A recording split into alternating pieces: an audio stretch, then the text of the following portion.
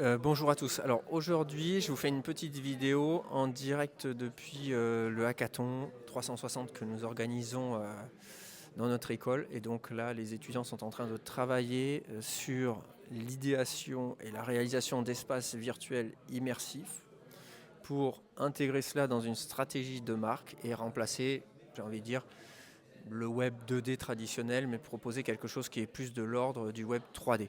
Donc ils ont tiré au sort des secteurs qui sont variés, hein. On a l'agroalimentaire, on a l'art et la culture, on a l'automobile.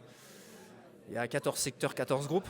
Et donc chacun sont en train de réfléchir à trouver une manière d'exprimer une stratégie de marque sur ces espaces virtuels.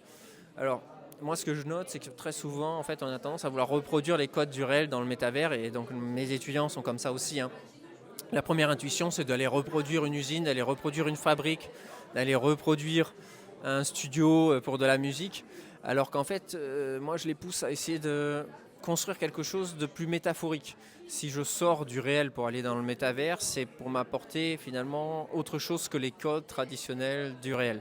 Donc je les pousse dans cette direction. Donc, par exemple, j'ai un groupe sur l'agroalimentaire qui là est en train de réfléchir à voir si on ne peut pas créer on va dire, des espaces pour symboliser les saveurs oubliées dans l'alimentaire, dans l'agroalimentaire, et donc créer différents îlots où la personne se baladerait d'un îlot à un autre en mettant en évidence justement des différentes saveurs et en permettant à la personne de redécouvrir en fait l'histoire de cette saveur. Donc ça, c'est une des choses qu'il propose. C'est un peu plus métaphorique que de simplement reproduire des codes un peu trop traditionnels.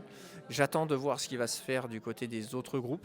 Je sais que j'ai le groupe par exemple sur l'audiovisuel qui lui est en train de réfléchir à comment faire vivre la bande-annonce à un futur spectateur des films qui va sortir bientôt au cinéma. Donc là, l'idée, c'est vraiment de faire rentrer de changer ce format de bande-annonce pour se dire mais je peux proposer quelque chose de plus immersif et donc je peux vivre moi en tant que futur spectateur la bande-annonce. Donc c'est ça qu'on est en train de tester. On va voir si dans la réalisation ça va donner des choses intéressantes ou non.